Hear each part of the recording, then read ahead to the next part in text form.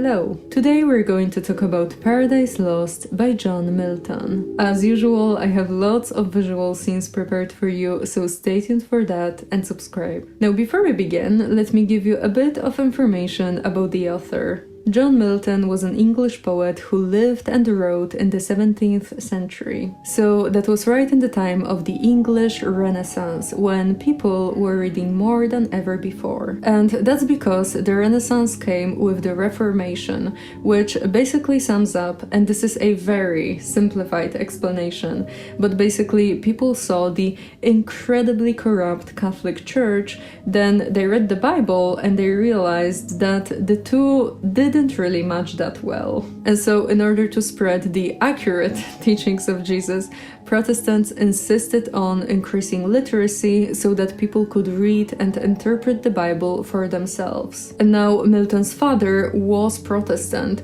which was pretty rebellious of him as he came from a Catholic family who disliked his choice so much that they disinherited him. But John continued with his father's Protestant leanings, associating mostly with the Calvinists and also being on a path to becoming an Anglican priest. However, he did not become one, as he later embraced his father's rebellious nature, taking part in the English Revolution, where he wrote many documents supporting the Puritans, which is yet another Christian denomination. The revolution succeeded, the monarchy was abolished, and Milton was very happy with the outcome. But a couple of years later, the monarchy was restored, and as you might imagine, Milton was not especially happy about this. He then spent his last days living quietly in London, where, after going blind, he dictated to his daughter and some other women the poem that would later become Paradise Lost. So now we finally begin the story, and we are greeted with Milton's introduction to the theme of the poem, which is the fall of humans. And that, of course, is the story about the Garden of Eden. In this introduction, Milton invokes a muse to speak through him, which was a common practice in texts like this, but Milton's muse is different. Because instead of calling on the traditional muses, he calls for the Holy Spirit,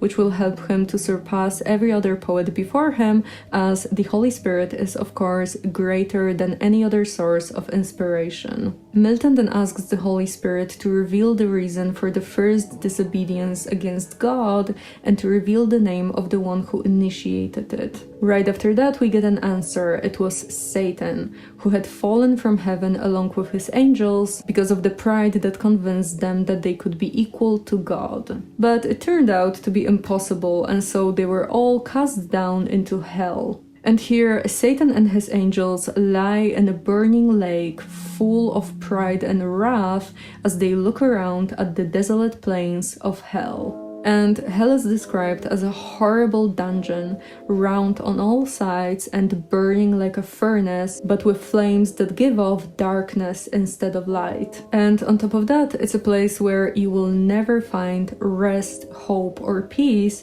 The only thing you can get here is the eternal torment.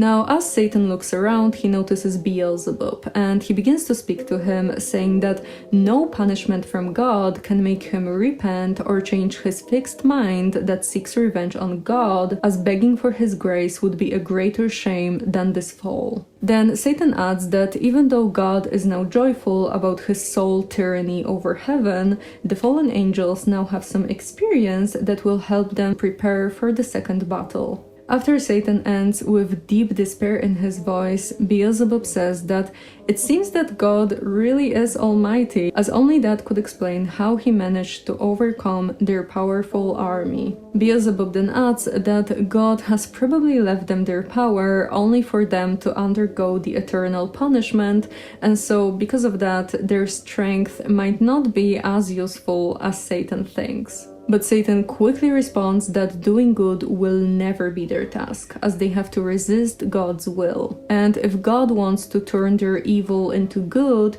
then they have to reverse their ways to make sure they are doing evil. Then Satan continues, saying that they now have to rest, to restore their strength, and to start planning how to overthrow God. After he finishes speaking, we learn that up to this point, Satan has been chained to the burning lake, But now, after his speech, God's will has freed him and allowed his dark designs. And the reason for this is for Satan to realize that doing evil to others only brings infinite goodness, grace, and mercy on the tempted human, but on himself it only brings confusion and wrath. And so in the end, he's only hurting himself. Satan then rises up from the lake and he flies to a dry land, and it's described that everything in hell consists of fire, but the ground is like a solid fire and then the lake is like a liquid fire. Then he welcomes this new world of hell and he says something interesting, which is, receive the new possessor, one who brings a mind not to be changed by place or time. The mind is its own place and in itself can make a heaven of hell, a hell of heaven. Which, yeah, I personally kind of believe that heaven and hell kind of begins in the earthly life, and you can have two people in the same room and one of them is just like tormented by the hell that they have in their mind and the other one is just chill and at peace, so it kind of feels like it.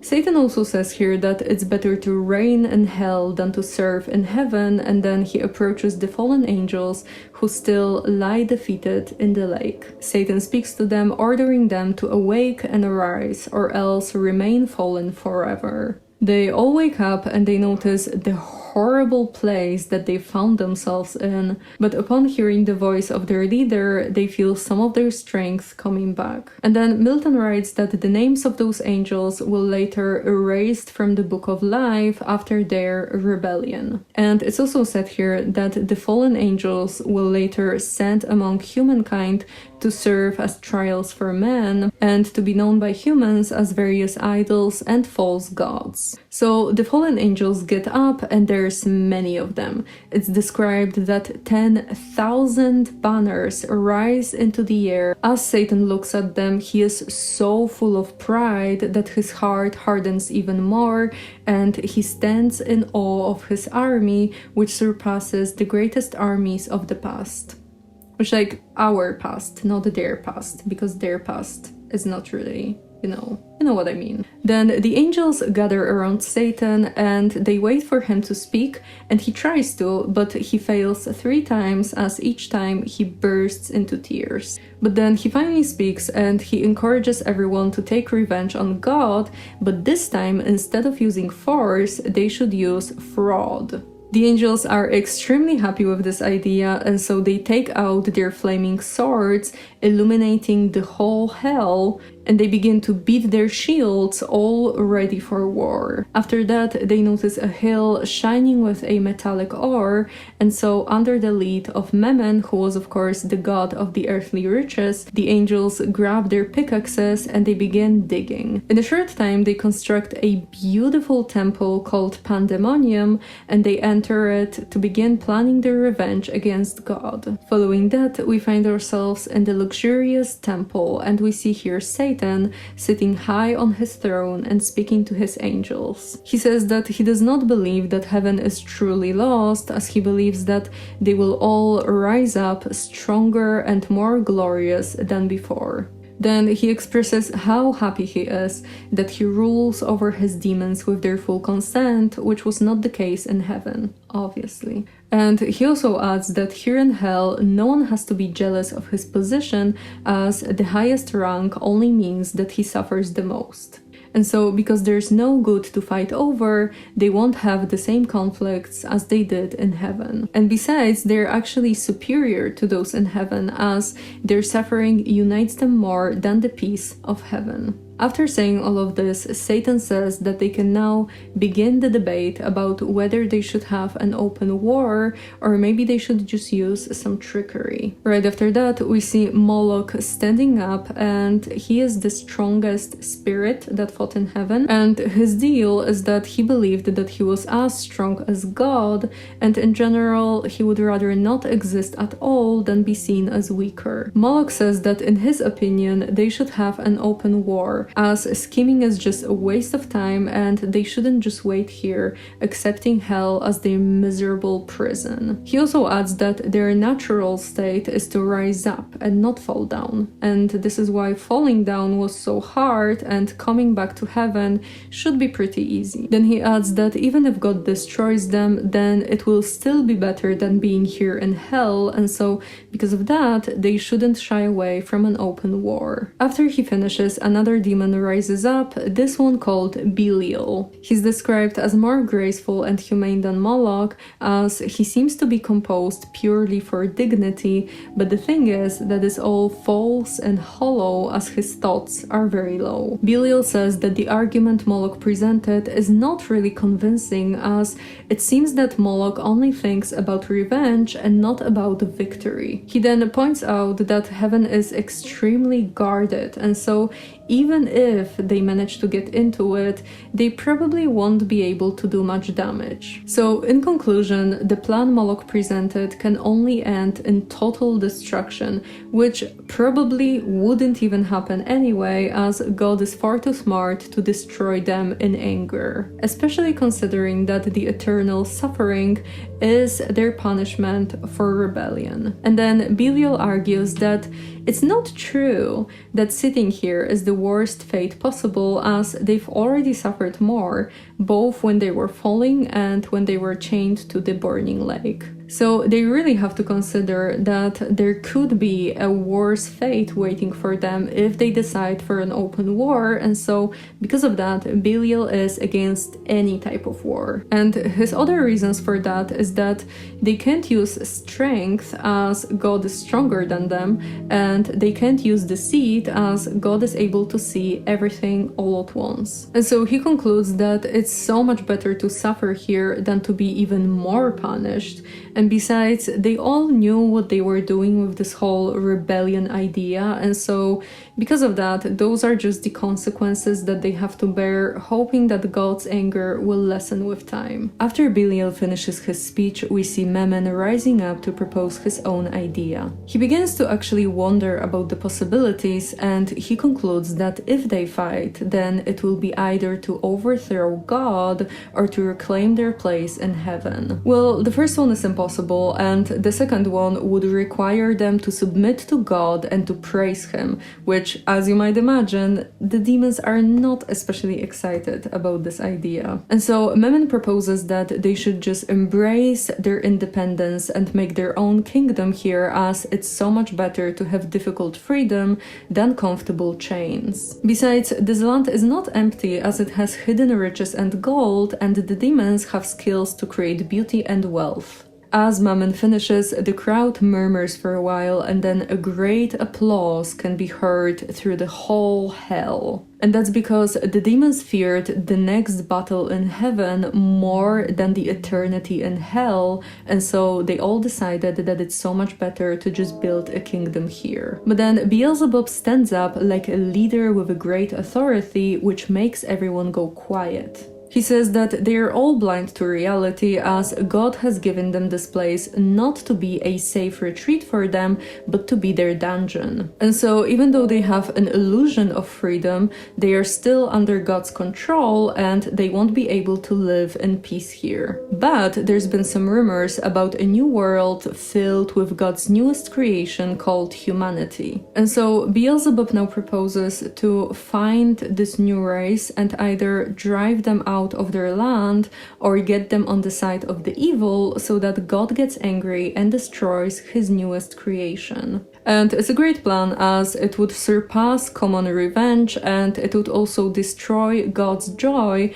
which is far greater than just building an empire here. The fallen angels get excited about the idea and they all agree to it. Beelzebub now asks who is going to volunteer to go on this journey through the endless abyss in order to find this new world. He then sits down, and for a moment hell is completely silent, with everyone looking at each other, trying to figure out who is going to volunteer for such a mission. Satan then rises up in all the glory of his pride, and he says that he understands why everyone hesitates, as it's going to be an incredibly difficult journey. But then he's like, oh, but what kind of a leader would I be if I wouldn't be willing to take this journey on myself? And after that, he orders the demons to take care of hell, while he is going to go on this journey alone, and then he quickly stands up to prevent any discussion about his choice. And as he rises, the demons stand up as well, and they all bow down before him,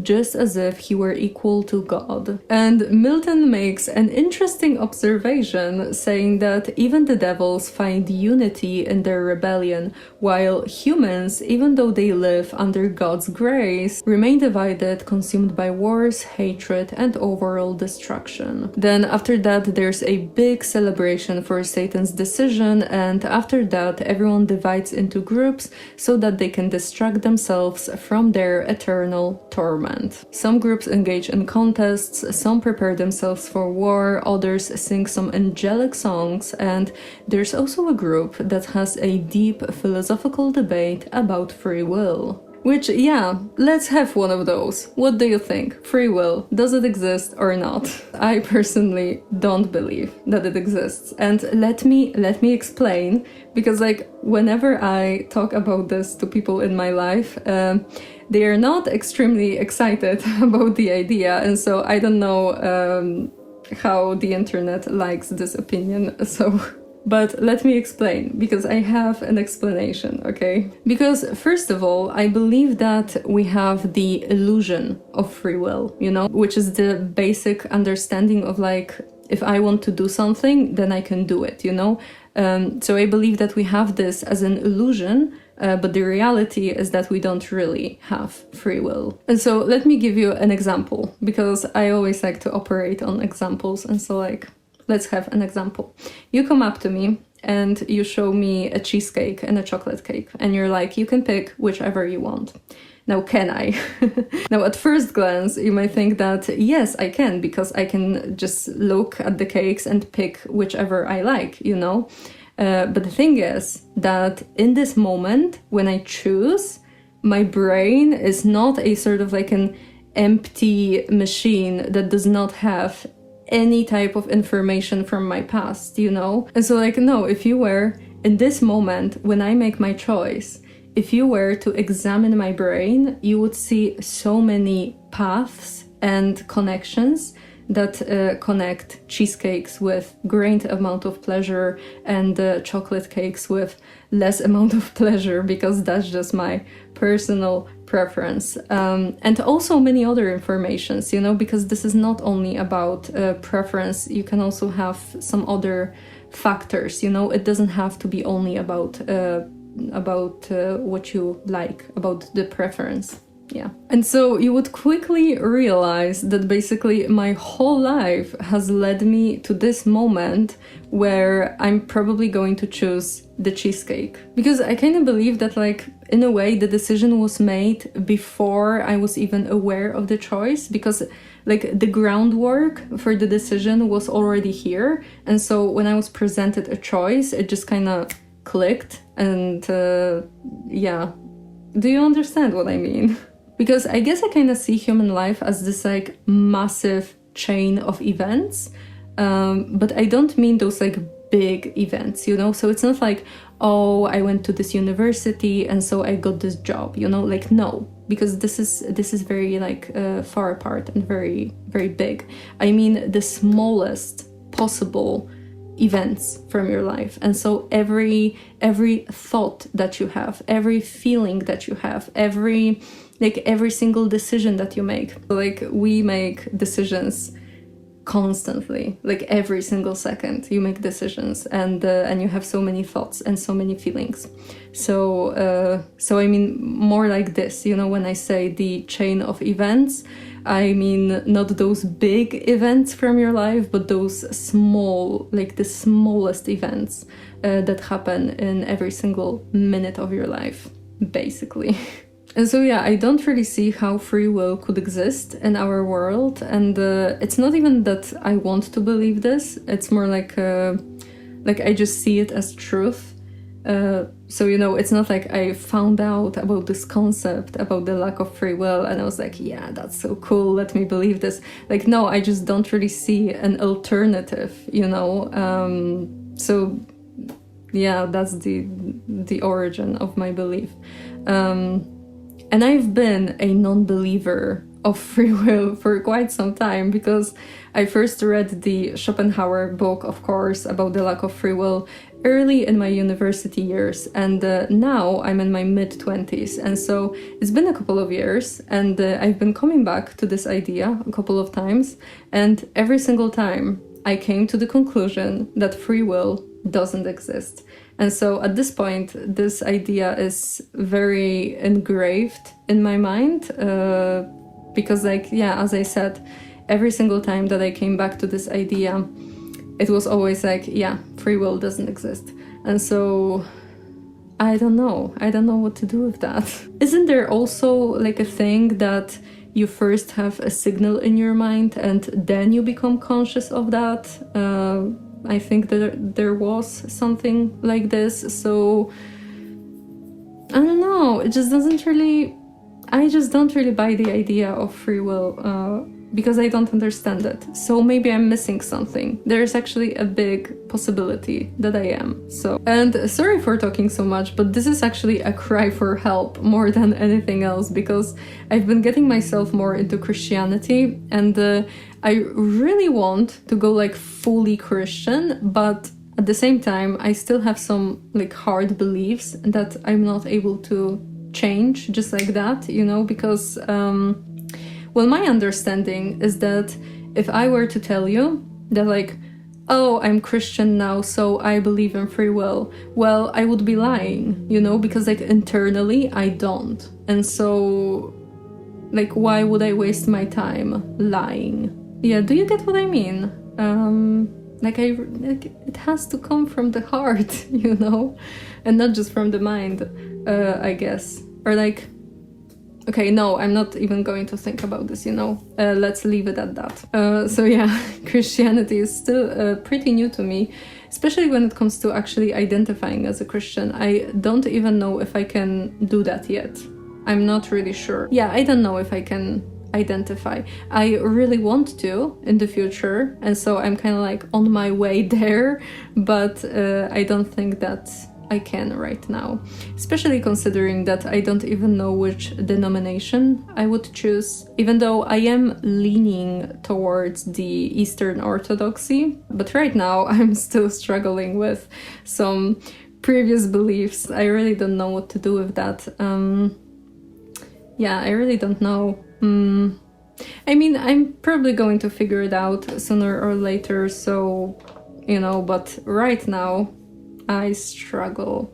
Okay, but back to the actual video. So now, going back to the story, we get a short description of hell, which actually kind of reminds Dante's Inferno, and we learn that Satan is flying above it to reach the gates of hell. He comes closer to them and he realizes that it's actually 9 gates, 3 of brass, 3 of iron, and 3 of adamantine. And right next to the gates, we see 2 figures. One figure looks like a woman from the waist up, and then a serpent from the waist down, and she also has some dogs surrounding her. The other figure doesn't really have a clear shape, as it's black as night, and he holds a spear in his hand and has a crown on his head. As Satan approaches them, the dark figure stands up and comes towards him so furiously that hell trembles at his steps. But Satan just looks at the shadow with pure admiration, as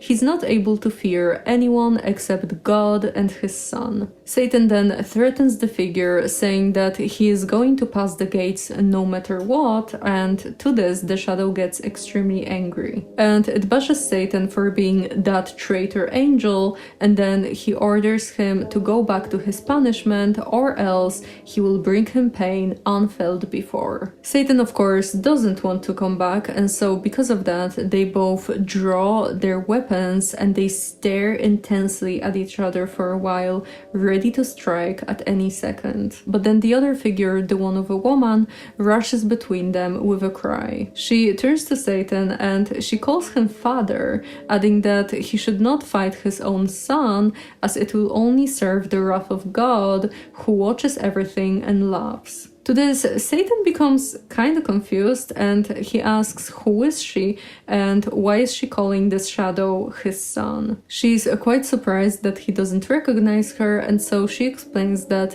back when they were all in heaven, one day when Satan was conspiring against God, suddenly he was struck with terrible pain. And then his head burned with flames until she emerged from him as a warrior goddess. So basically like the mythological Athena. After that happened, the angels in heaven got quite scared, and so they named her Sin, but after some time they got used to it and Satan started admiring her as he saw himself in her and he fell in love with his own reflection. And his admiration grew so strong that she eventually became pregnant. Not long after that happened, war emerged in heaven, the rebels all fell into hell, and the woman was given the keys to the gates. At first she was alone and in sorrow, but then after some time, the child called Death ripped his way out of her womb, leaving her twisted and deformed. And she was completely terrified of this child as he was born to destroy, and so she was trying to get away from him, but he pursued her and then he forced himself upon her. And because of that, she later gave birth to the dogs that now surround her. And in general, the dogs are being reborn every single hour because they crawl back inside her and then they tear her apart again. And that's her torment. And then Sin warns Satan against death, but Satan calms down a bit and he says that he does not come here as an enemy, but to free everyone from this miserable prison. And then he tells her about this whole plan of him traveling alone through the abyss and then finding this new world that God recently created. And he then promises that if he finds this new place, then he will come back and he will get both sin and death and he will place them in this wonderful land where they won't have any worries. They both get excited about the idea, and then Sin explains that she has the keys to the gates, but no one is allowed to pass, as if anyone even tries, then death has to strike them down. But then she wonders if she even owes anything to God, as he apparently hates her as he has struck her down into this pit of suffering. So she comes to the conclusion that she should only obey Satan, as he is her real father who gave her life and now wants to give her paradise. And so now Sin takes the key, she turns it in a lock and opens the gates. Behind the gates, they see a wide abyss that resembles a dark, boundless ocean without any sense of direction, time, or space. Satan looks into the abyss for a while, considering his path, and then he finally spreads his wings and he launches himself into the darkness. And his journey is pretty turbulent, as at one point he even begins to fall, but then a cloud of fire launches him back up. Then he struggles for a bit as he walks, swims, and flies through the abyss, but then eventually he hears some loud noises in the distance, and so he flies up towards them, hoping that he can ask for some directions. As he comes closer to the source of the sound, he notices the throne of chaos with Night sitting nearby and also with some other spirits like Hades and Discord. Satan then speaks to them, saying that he does not come here as a spy or to disturb the secrets of their realm, but to simply explore it. He then asks for the way towards the new world that God has recently created, and he says that in exchange for guidance, he will take it over and he will erase its light so that darkness and chaos can reign once more. And to this, Chaos replies that he knows about Satan and his rebellion, and then he complains that his kingdom keeps shrinking with every single new creation like hell and earth. But after that, he says that Earth is actually pretty close from here, and so he points to it as he really wants it to be destroyed. Satan then immediately flies up, and after a while, he finally sees heaven on the horizon. And right next to it, he sees the new world hanging by a golden chain and floating like a tiny star near the moon. And so, full of wrath and mischievous revenge, he flies up towards it, while sin and death build a bridge between hell and earth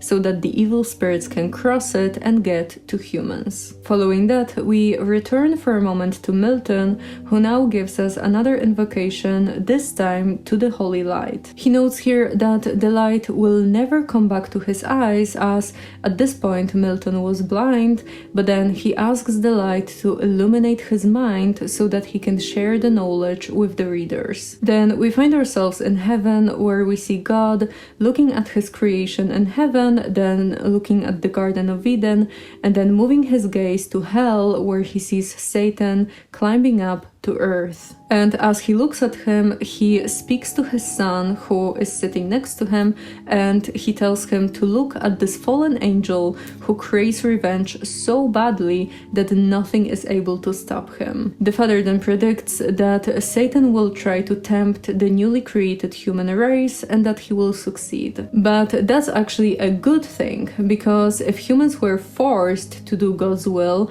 then they wouldn't be able to prove their faith and love, and so because of that, their obedience to God would be unsatisfying in his eyes. He then adds that humans will receive God's grace as they were tempted by the devil, but the fallen angels won't receive anything as they tempted themselves. Then the son says that it's very unlike the father to just let humanity fall and not intervene in any sort of way, and so he asks if there's any sort of plan. And to this, Father replies that humans will be saved through grace alone and not through their free will. He also adds that some people will receive grace just because, while others will often hear the Father's voice telling them that they live in sin and that they have to ask God for grace. And the Father will clear the minds of those people and soften their hearts so that they can pray and repent. But if someone does not listen to God's voice,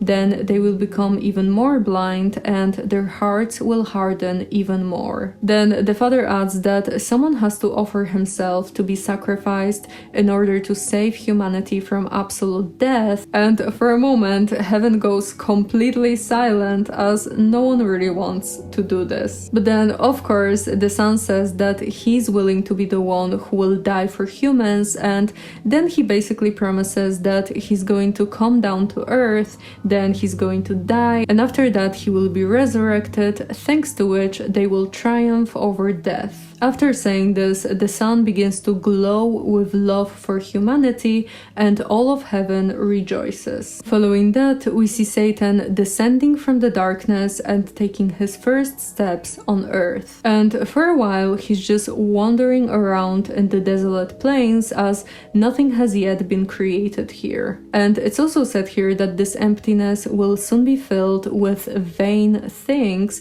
that will only bring earthly pleasures and empty glory. So now Satan travels through the plains and he suddenly sees the gates of heaven, and so he comes up to them, but he feels so much jealousy that he immediately turns back. He then flies up towards the sun and he lands on a hill where he sees the archangel Uriel. And so he disguises himself as a cherub and then he approaches him. They begin to talk here and Satan gets all excited about this new world that was recently created. Uriel is of course deceived and he is just very happy that an angel came from heaven to learn about this new creation, and so he talks a bit about it and then he points Satan to paradise where Adam is set to live. And after that, Satan flies away. Following that, Satan finds himself on a mountain very close to the Garden of Eden, and it's said that even though when he was far away he was fearless, now that he's close to his goal, doubt begins to distract his mind, stirring up hell that he carries within himself. As he did not really move away from hell, because in order to do that he would have to leave himself. Then he remembers what he was before and what he is now, and as he thinks about this, he looks between heaven and earth with a deep sadness and a grieved look. He then stares at the sun, and he actually begins to regret his rebellion, as God did not deserve all of that, especially considering that God wanted nothing else but just praise and gratitude, but Satan was so concentrated on what he doesn't have that he was not able to notice the things he could be grateful for. And so he mistakenly believed that if he only had more, then he would be truly happy. And Satan then curses God for giving him free will, which made him choose the destruction. After that, he complains a bit about being in a constant state of hell, and he wonders if there's any possibility for repentance, but then he figures that he would have to submit to God, and he's not very excited about the idea.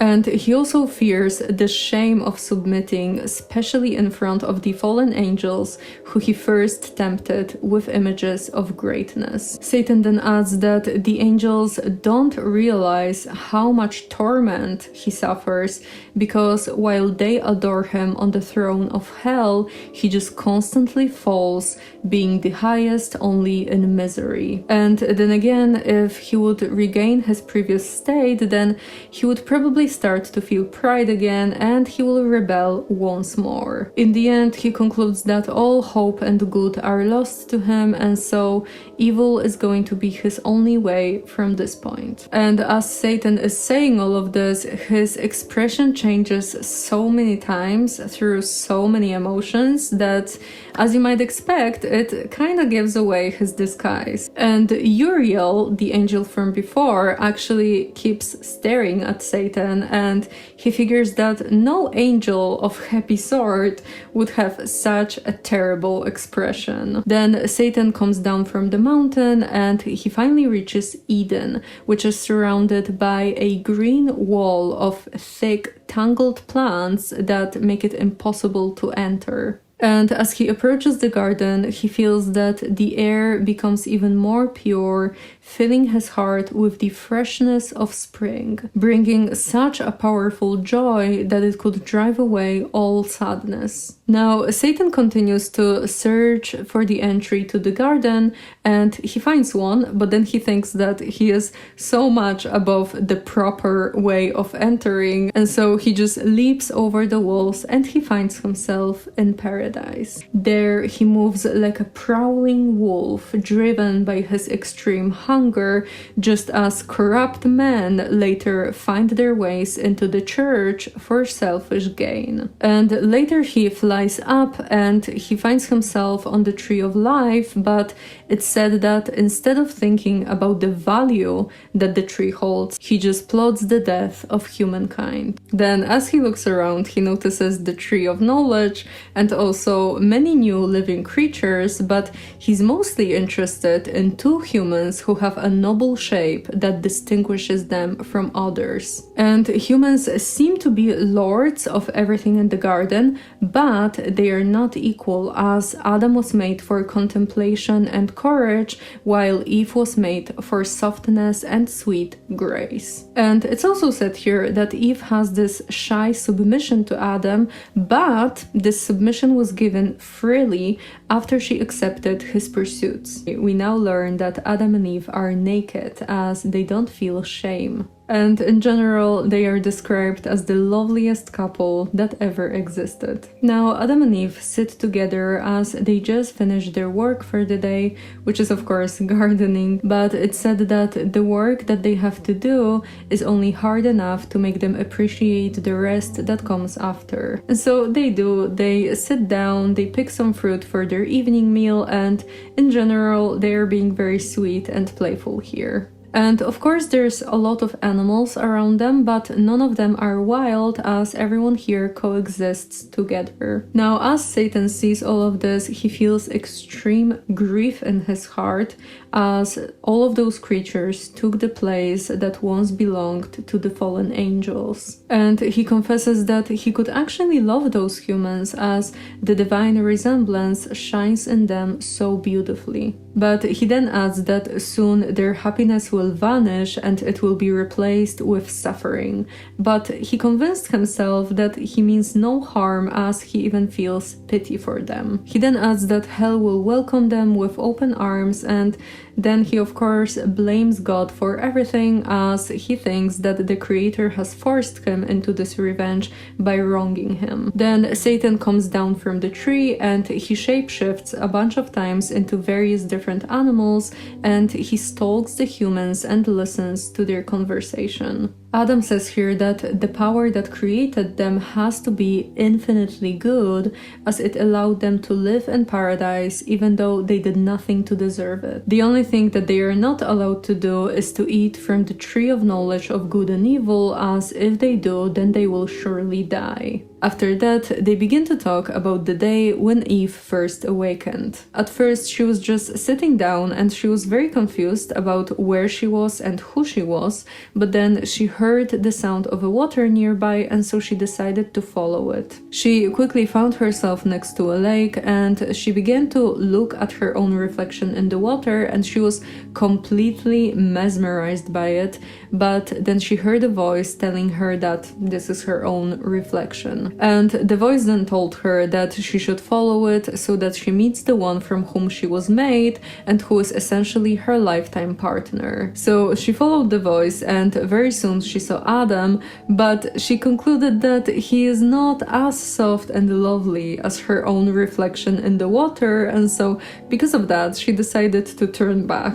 But Adam quickly shouted for her to come back, and then he explained that she was created from his rib, and then he wished for them to be together. Eve accepted, then she submitted to him, and from that point they lived in a happy marriage. And after they tell this whole story, they now share a very tender moment of intimacy, and Satan turns his gaze away in jealousy. He complains that humans have all the joy and love here, while he is destined to come back to hell, where there is nothing but endless craving. And then he comes up with a plan to tempt Adam and Eve into craving knowledge so that they break the only rule that God gave them, which is to never eat from the tree of knowledge of good and evil. And after that, Satan decides to look around the garden to gather some more information about the place. Then we move for a moment to the gates and we see Archangel Gabriel and Uriel showing up. They begin to talk here, and Uriel tells him about the cherub who came up to him and started asking questions about the garden, but as he went away, his face changed into expressions that are unknown to heaven,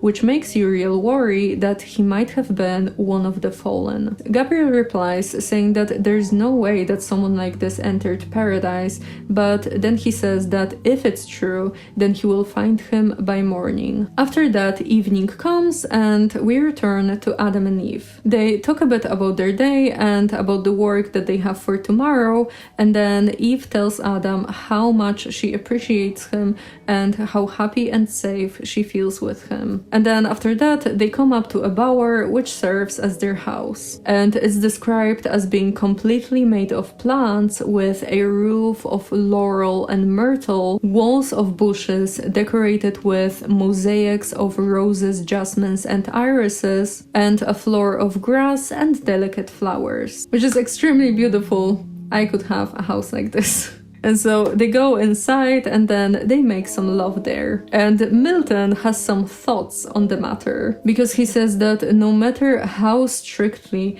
hypocrites speak of purity, holiness, and innocence, the truth is that our Maker told us to multiply, and so Milton thinks that only the destroyer would tell us to abstain. Which, yeah, I kind of have to agree.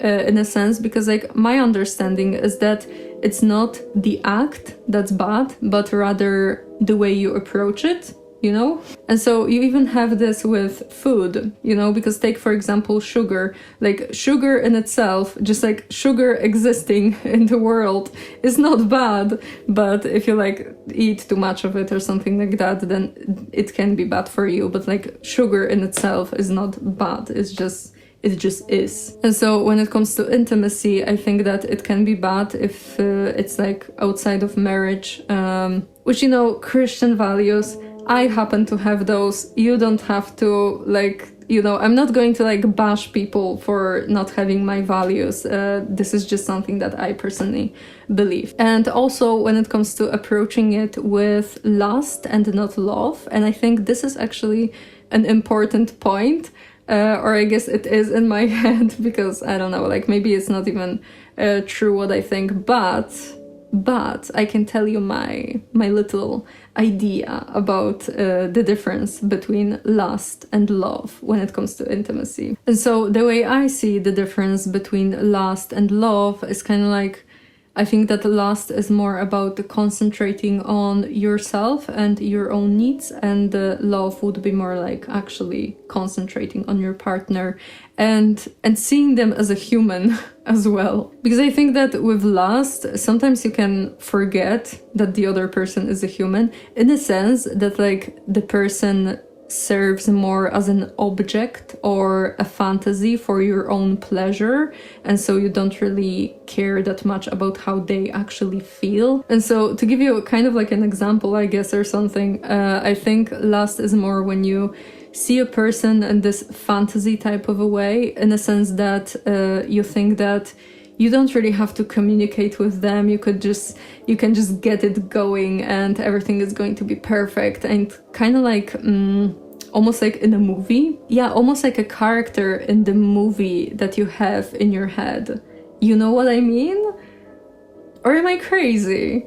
But like, I think that it makes sense that in case of lust, you don't really see a person for a person, but you see them more as just like this character of a movie that you have in your head about your life. Maybe I'm actually insane, I don't know. But I think that it is example of lust, because then you don't really like pay attention to your partner because you're just so much in your head and in your own fantasy that you don't really notice like a real human in front of you, you know? I don't know if that makes sense, but it makes sense in my head. But for me, love is so much more about actually paying attention to your partner. And so because of that, I think that the first thing that you have to acknowledge is that you have no idea how their body works, and they don't have an idea how your body works. And so because of that, it's very vulnerable, because you have to communicate a lot, and it's probably going to be awkward. You know, especially in the beginning, it's not going to be like the movies where the people just kind of like get it going and it's like fireworks and everything. Like, no, it's going to be awkward. You have to learn, you have to communicate. But I guess for me, this is just the humility of love or something like that. But yeah, after that, let's go back to the story. So now Adam and Eve fall asleep, and Satan appears next to Eve's ear in the form of a toad, attempting to whisper poisonous thoughts into her ear to make her prideful and discontent. Meanwhile, we also learn that Archangel Gabriel has spoken to some other angels and ordered them to search the entire garden for the fallen angel who made his way in. And they succeed. They find Satan in the bower, and one of the angels touches him with his spear, which immediately transforms him back into his true form. The angels then ask him who is he and why he's here, and to this Satan is taken aback as they don't seem to recognize him, to which the angels explain that his shape has changed because he no longer desires to be good. The angels then tell him to leave, to which Satan just stands here consumed by anger, pitying himself for the splendor he has lost. And after a moment, Gabriel recognizes him as the prince of hell himself, and then he asks why did he violate the bounds set on him. To which Satan answers with, "Well, I thought that you're smart, but this question proves otherwise." And then he explains that there's no such creature who would enjoy their own pain, and so everyone would escape hell if they only had the chance to. To which Gabriel answers that Satan seems to have lost his wisdom, as it's of course so much better to endure pain than to flee from it, as such flight will only bring greater punishment. Satan of course replies with pride, then Gabriel tells him that he's not a true leader, and in return Satan pities himself, which is like a blueprint for the devil at this point. They then argue for a moment longer, and as they're getting ready to fight, suddenly an enormous golden scale appears in the sky. And they notice that weights are placed on each side of the scale, one representing parting and the other one representing fight. Gabriel then sees them tipping in favor of parting, and then he tells Satan that his strength is nothing without heaven's permission. Satan then realizes his defeat, and with that he flees the garden. Following that, we are still in the garden, but it's now morning. Adam wakes up, and as he looks around, he notices that Eve has not yet awakened, and on top of that, her cheeks are red and her hair is unkempt, which is pretty unusual. So he then lies down next to her for a while, just purely admiring her, and then he gently touches her hand and he whispers to wake her up. Why is this so nice? Okay.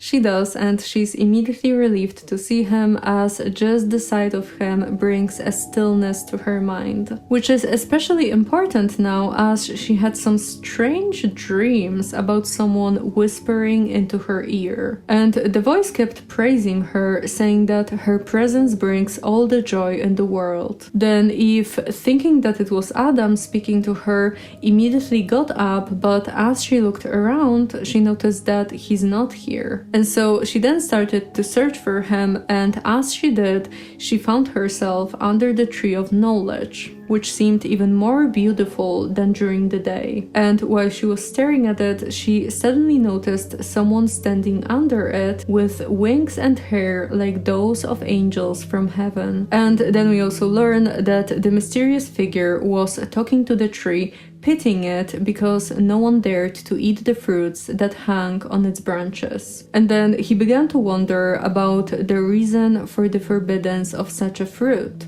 Was the knowledge in itself despised, or was it maybe envied? He then picked the fruit and tasted it, to which Eve became terrified, but the angel was very happy with himself, saying that the fruit is divine and it's for sure forbidden because only God is worthy of eating it. But it seems that the fruit has the ability to turn men into gods, and when you really think about this, why would that be bad? Considering that God is good, and so if men turn into gods, then good will increase, and therefore God would be honored more than he is now. Satan then tried to tempt Eve into tasting the fruit, promising that if she does so, then she will become a goddess, and she will no longer be bound to earth, but she will be free to fly up to heaven and see God with her own eyes. He then came up to her and he held the fruit to her lips,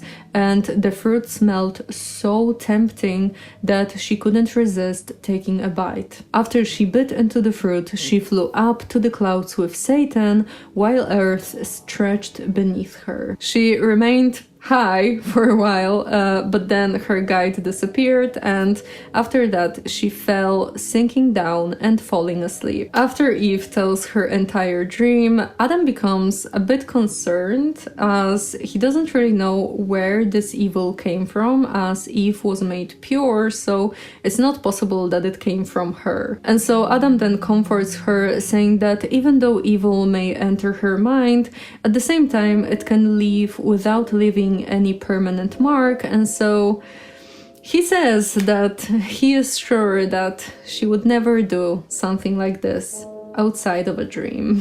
After that, they come out of the bower and they begin to pray in the fields of Eden, which clears their minds and restores their peace. They then begin to work in the garden, and we learn that God watches them with pity, and so he calls Raphael and tells him about Satan, who has been causing some trouble on earth. And so because of that, God asks Raphael to spend the day with Adam and share some of his wisdom. Raphael is then specifically instructed to first remind Adam about all the happiness that he has in paradise, and then warn him about Satan's plan, so that Adam won't be able to claim later that he just didn't realize what was happening. After that, we return to the garden and we see Adam looking around and noticing Raphael approaching from a distance. And so he asks Eve to go and gather some of the finest fruits that they have so that they can prepare a nice meal for their guest. She leaves, and after a while she comes back and begins to prepare the food,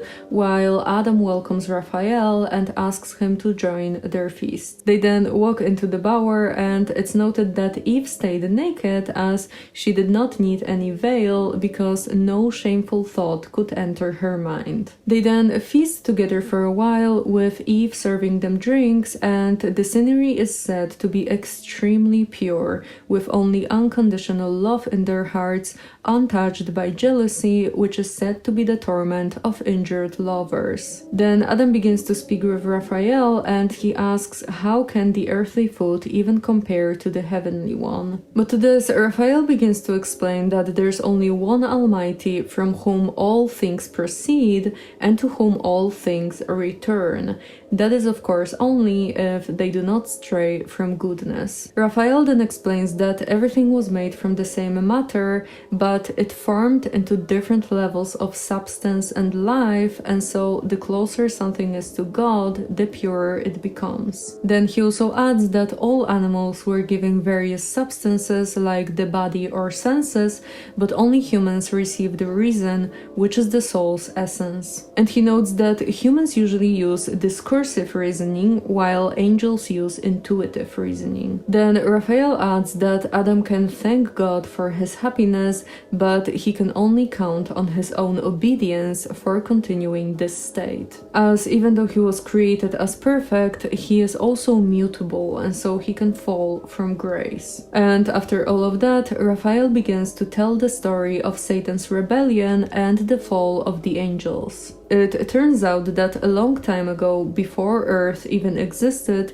the Father told the angels that he had begotten a son who was to rule at his right hand. And everyone was very happy about this. They threw a nice party to celebrate the news, but one angel was not especially happy. And of course it was Satan, who felt immense jealousy towards the son, and he felt humiliated because of his own pride. And so then, full of wrath, he persuaded 1/3 of the angels to join his rebellion against God. But we also learned that God was not really moved by all of that, as he just assured the son that they have all the power possible, and so Satan can try all he wants, but he won't achieve anything anyway. In response, the son began to just happily praise the Father, saying that this rebellion will only add to his glory. After that, Satan built his own palace of great Lucifer, and he deceived the angels into coming here by telling them that they had all been summoned to discuss how best to welcome their king. But once the angels arrived, Satan began to stir up rebellion, complaining that their titles no longer mean anything and that they were now supposed to kneel before the sun. Then Satan reminded them that they were made to rule and not to serve, and to this the angels applauded his speech. But one of them, called Abdil, disapproved, calling Satan blasphemous, false, and proud. Abdil then continued, saying that God does not seek to diminish them, but rather to exalt them under one head, which will make them more united, and after that he also warned Satan to repent before it's too late. But no one from the crowd supported Abdiel, and so Satan decided to use this opportunity to come up with another point, saying that no one really remembers the moment of their creation, and so because of that he comes to the conclusion that everyone was self-born and self-raised. Satan then added that their power is their own, and then he told Abdiel to go to the Father and tell him that the rebelling angels will not beg but will fight. And so Abdiel then told the soon-to-be fallen angels that they will learn who created them when they also learn who can uncreate them. And after that, he flew away. Now, as Raphael continues telling the story, he says that Abdiel came back to the Father and his angels, and everyone rejoiced that he chose the side of the truth, even though he had to suffer harsh criticism for it. But now an easier victory awaited him, as he got instructed to come back to the palace of Lucifer with the army of God's angels led by Gabriel and Michael. Not long after that, both sides prepared their armies for the attack, and they lined up waiting for a signal to attack. As they waited, Satan came up to the front of his army armed in diamond and gold, which irritated Abdiel, making him speak. He wondered how is it possible that Satan still had the image of the Most High, even though he has lost all the faith and truth. But it's revealed that Abdiel was not especially anxious, as he had God's strength on his side, and besides, he had already won the debate of truth, and so it was only logical that he will now win the physical battle. And to this, Satan answered, calling Abdiel the rebellious angel, which is interesting because you can really see that Satan now sees himself as the truth and someone above God. And then he pointed out that Abdiel has gathered the angels to fight in the name of freedom, while in reality they are slaves to God. To which Abdiel replied, saying that slavery is actually serving a fool or someone who's rebelling against someone better than them. And so the angels under Satan are not really free, as they are rather enslaved to themselves. We now learn that after exchanging a few words, Abdiel lifted his sword and he struck Satan on the head so fast that he couldn't even dodge it. To this, Satan flew back and he dropped to one knee using a spear to stay up. The rebels got very surprised and angry that their strongest warrior had been defeated, and so because of that they began the proper battle, which echoed through the whole heaven. After some time, Michael came up to Satan and told him that heaven rejects him, and then he banished him to the place of evil called hell. Satan answered that he's not going anywhere, and so they begin to fight with their big swords. And it's described that the fight was as if stars themselves were at war in the sky. And in the beginning they were pretty equal, but Michael's sword, made in God's armory, was so powerful and sharp that nothing could resist it. And so Michael's sword struck Satan's sword with such an overwhelming force that it cut it in half and then sliced deep into Satan's right side. Satan then twisted in agony as he felt pain for the first time in his life, and then he bled with ethereal substance. The fallen angels then dragged Satan's body back to his chariot, where he lied defeated and ashamed. But he quickly recovered because, as it's explained, angels can't really die because their being is not dependent on human organs. The only way for an angel to die would be through annihilation. Now, after some time, Satan's forces become tired and disorganized, feeling things they have never experienced, like fear and pain. But God's angels were still doing fine, as it's not possible for them to be wounded or weakened in a battle. Then, during the night, everyone took a break, and as Satan was trying to encourage his army, he came up with a new idea to create weapons from heaven's soil. And so then they basically created cannons during the night. Which I just love how sometimes in the classical world you just get surprised by cannons.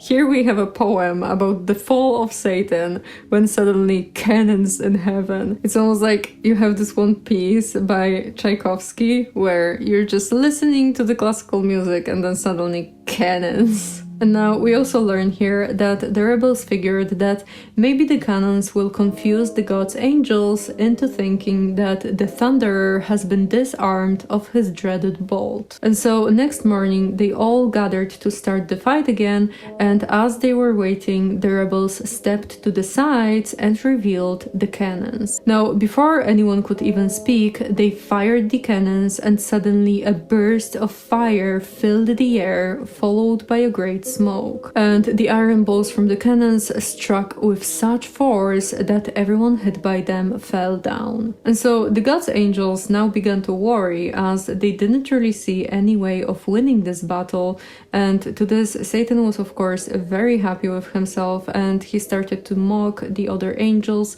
and even God himself. But then God's angels flew up to the mountains and they lifted them with everything in them, so like waters, forests, rocks, everything. And then they placed the mountains on the cannons, burying them completely. And after that, the angels began attacking the rebels by throwing massive cliffs at them. And in response to that, the rebels began to tear up some nearby cliffs, and that basically caused a massive chaos in heaven. And it said that all of heaven would have been ruined if it were not for the Almighty Father who foresaw everything and allowed it to happen so that his great plan could be fulfilled. After that, we learned that the Father spoke to the Son and he explained to him that the war has been going on for 2 days, but the 3rd day is for the Son to end the conflict and show himself worthy to inherit all things. The Son then joined the ranks of the God's angels and told them that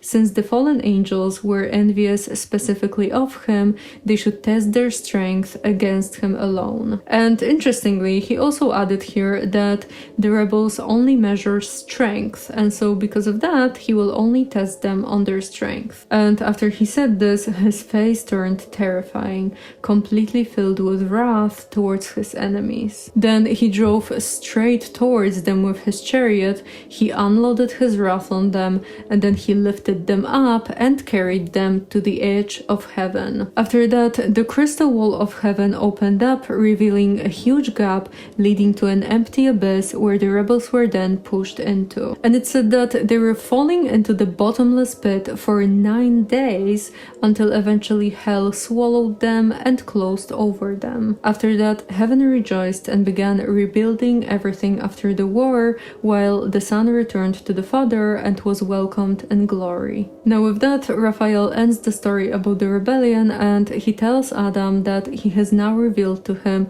what would have remained hidden from humanity otherwise. And then he warns Adam about Satan, who now plots to lead the humans astray and tempt them into disobedience. Following that, Milton once again invokes a muse, this time of Urania, who is the muse of astronomy, but Milton says that he does not invoke on her name, but rather on her meaning. And then we come back to the same place with Raphael, Adam, and Eve. And the humans are amazed about the story they just heard, and after thinking it through, Adam begins to wonder how was heaven and earth created. And so he first thanks for all the knowledge about the possible danger that humans might face, and then he asks Raphael to explain how everything began. Raphael begins by saying that no human mind can possibly grasp the works of the Almighty, but he will tell them the story of creation as he was permitted to do so. But he warns Adam to stay within the limits of what's revealed and not seek things hidden by God, as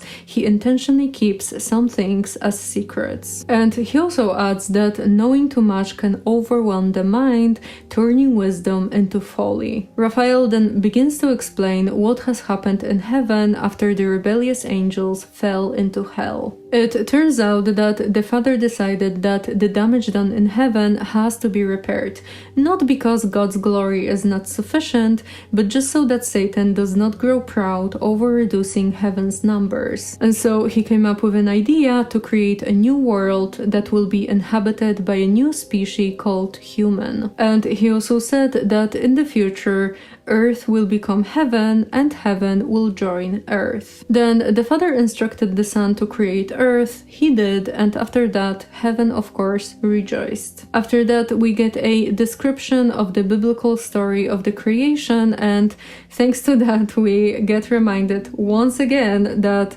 God forbid humans from eating from the tree of knowledge of good and evil. And after Raphael finishes the story, Adam is completely amazed. He calls him a divine historian, and then he thanks God for the knowledge, but he still has some doubts. And so he then wonders about the stars. Why were they created just to serve Earth, as the idea of that seems to be very excessive to him. And besides, why would they move endlessly while Earth just stays still? And after he says this, Eve is like, you know what? I'm going to go. It's explained that she did not leave because she was not interested or because she did not understand what they were talking about.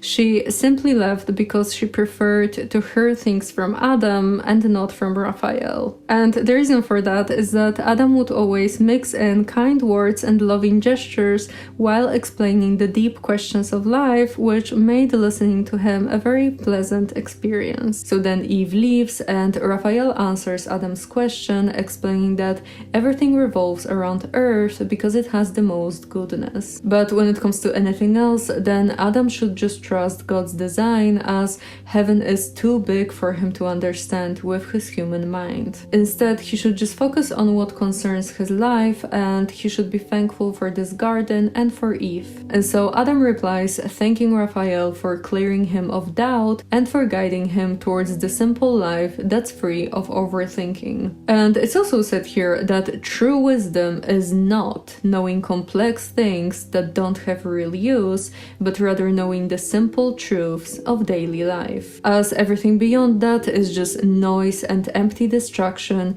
that leaves us unprepared for the things that actually matter. And so now Adam says that he wants to tell his own story, and Raphael agrees, as he says that he was not in heaven during Adam's creation. Adam then begins by saying that when he first woke up, he was laying on flowers, but then as he looked up to heaven, he instinctively stood up as he was drawn towards the sky. He then looked around and he noticed the beautiful landscapes with birds singing, and it said that everything was so joyful that his heart was overflowing with happiness. And so after a while, he began asking himself who had created him, as it was obvious to him that it was not possible that he had created himself. He then fell asleep, and he had a dream about someone divine who explained to him that he was the first man and he was ordained to be the father of humanity. The divine creature then took his hand and transported him to the top of a mountain,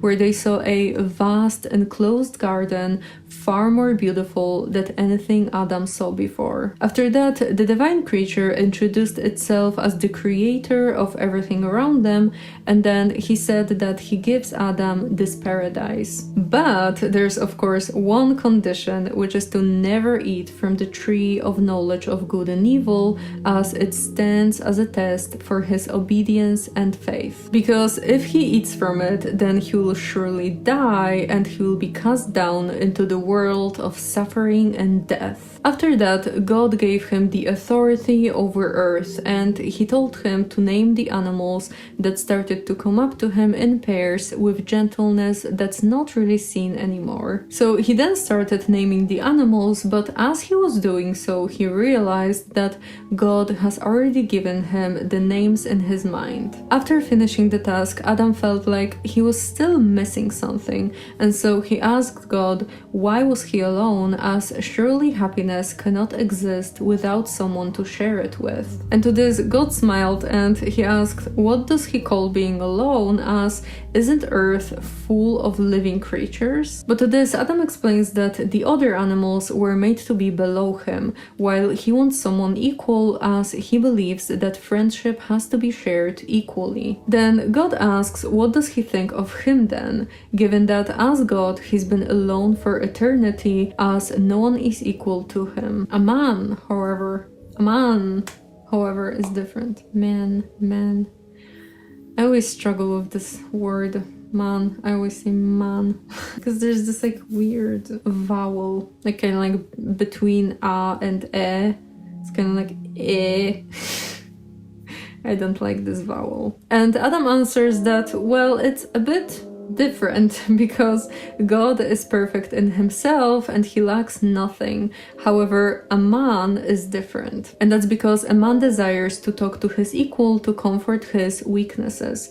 And he also has to multiply, and he's not really able to do that alone. And to this, God answers that he was just testing him, as he wanted to see if he understood not only the animals that he was naming, but also himself. And then God revealed that even before Adam spoke, he already knew that he shouldn't be alone here, and so he promises him to give him his true partner, the answer to the desires of his heart. After that, Adam fell asleep and he had a dream about God opening his side and taking out a rib from it. The wound quickly healed, while God shaped from the rib a new human, but female, so beautiful that everything once beautiful in the world now seemed dull in comparison. Adam then woke up desperate to find her, or else mourn her loss forever and give up all the other joys of life. And just as he was ready to give up, he suddenly saw her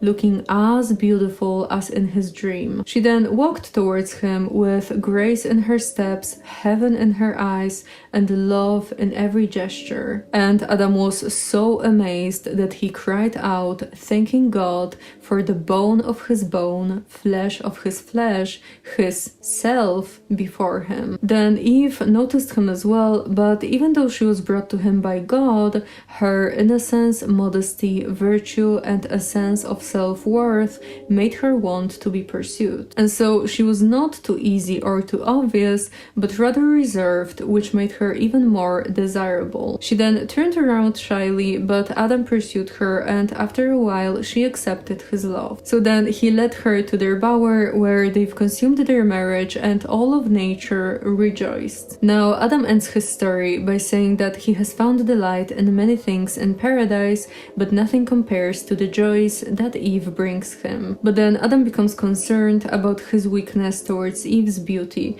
and he adds that he understands that by nature's design, Eve is meant to be less powerful than him. But when he sees her, she seems so complete in herself, just as if she knows exactly what to do and say, making her the most virtuous, wise, and thoughtful. Adam then continues, saying that it's almost like all the higher knowledge falls in her presence, and even wisdom feels foolish compared to her, while authority and reason seem to serve her. And to complete it all, there's this sense of awe around her, just as if an angel was guarding her at all times. But Raphael tells Adam to trust his wisdom, and then he explains that Eve's beauty is worthy of his respect, love, and care, but not of his submission. And so he should judge fairly and have confidence based on truth, so that Eve can recognize him as her leader. And then Raphael tells him that loving Eve is good, but having passion towards her is bad, since true love is thoughtful and pure. And he adds that love elevates the mind and heart, which leads to heavenly love, while carnal pleasure is something that every animal has. To this, Adam thinks for a while, and then he replies that it's not just Eve's beauty or the physical side of love that's so important to him, but rather her gentle and loving gestures that show their true union of mind, just as if they shared the same soul. And then Adam asks Raphael if the angels love as well, and if they do, then how do they express it? To which Raphael smiles and he says that they are happy, and without love there's no happiness, and so Adam can add the two together. Then Raphael says that he should go now, as it's getting pretty late now, and he reminds Adam to love God, as loving him means obeying him and keeping his command. And he warns him again not to let the passion cloud his judgment. After that, they say goodbye to each other, and Raphael betrayal leaves. Following that, Milton writes that after describing the good times, now he has to change the tone to something more tragic. Something that brought into this world the endless suffering, which is of course the fall of humanity. So we go back to Eden in the middle of the night and we see Satan here. It's said that he is now more cunning and filled with hatred, as after he was expelled from paradise, he wandered in the darkness for 7 days until he found a way to slip past the angel's watch. And we also learn that he studied every creature on earth, looking for the one that would be perfect for his plan. And he decided on a serpent as it's the most clever of every creature, and also its natural cunning wouldn't raise any suspicion. And after Satan has made his choice, he now pours out his bitter frustration, saying that earth is almost like heaven, maybe even better. And he laments that he's not even able to enjoy anything in paradise, as the more beauty he sees, the more pain he feels inside. But then he adds that he doesn't expect to feel less miserable. He actually wants others to suffer with him, even if it makes things worse for him. And the only thing that would make him happy would be destroying in one day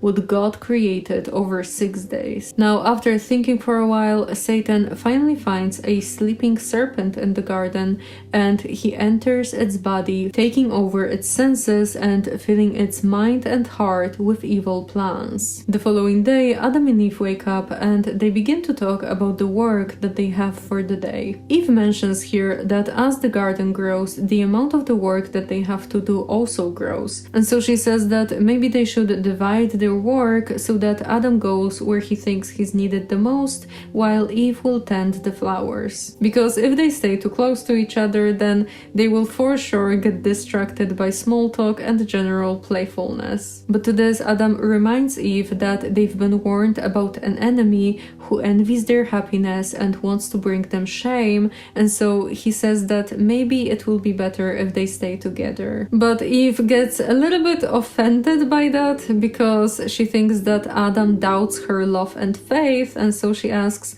how could he even say something like this to her. Adam replies that he does not doubt her, but he just wants to avoid the risk entirely. But she's not really buying this, and she states that if their love, faith, and virtue cannot be tested, then their happiness is fragile, and so Eden is not Eden after all. Adam replies saying that God gave humanity free will, and true freedom comes from following reason, as reason was made right. But reason must remain alert, as otherwise it can be fooled by something that seems to be good, but in reality is not. And so Adam adds that he reminds Eve about the dangers just because he loves her so much. But if she thinks that this uninvited test will make them safer than his warning, then she should go, and he won't stop her, as her staying her unwillingly makes her distant from him anyway. And so she goes, thinking that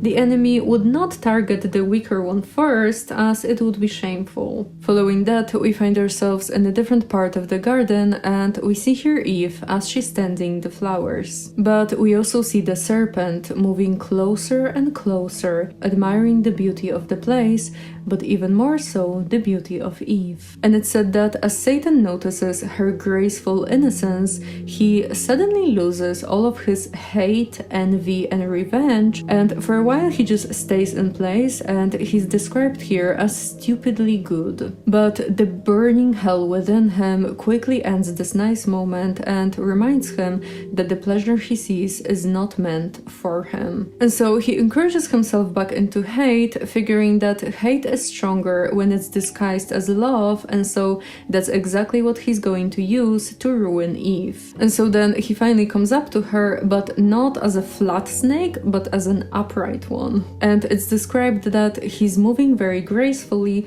like the most beautiful serpent ever seen. So he comes closer, and as their eyes meet, he begins to speak with his serpent tongue, which begins his temptation. And he basically flatters Eve, saying saying every possible compliment that he can think of. But then he starts to pity her, asking who in this garden is able to see her beauty besides one man. She should be rather seen as a goddess among gods, worshipped and served by angels. The words sink into her heart, and then she replies, wondering how is it even possible to hear a human's voice from an animal's mouth, and so she asks him to explain. But before he explains, he first calls her the queen of this world, and then he says that he was once just like the other beasts, living simply with low thoughts. But then one day, as he was wandering through the fields, suddenly he saw a magnificent tree heavy with wonderful fruit. He came closer to admire it, but he was quickly overwhelmed by the tempting scent, which made him climb the tree, while the other animals watched him with desire and envy. He then ate the fruit, and suddenly he noticed a change within himself as he received a new level of reason and the ability to speak. And from that point, his thoughts changed into deep ideas, and with a new, sharp mind, he began to contemplate everything he saw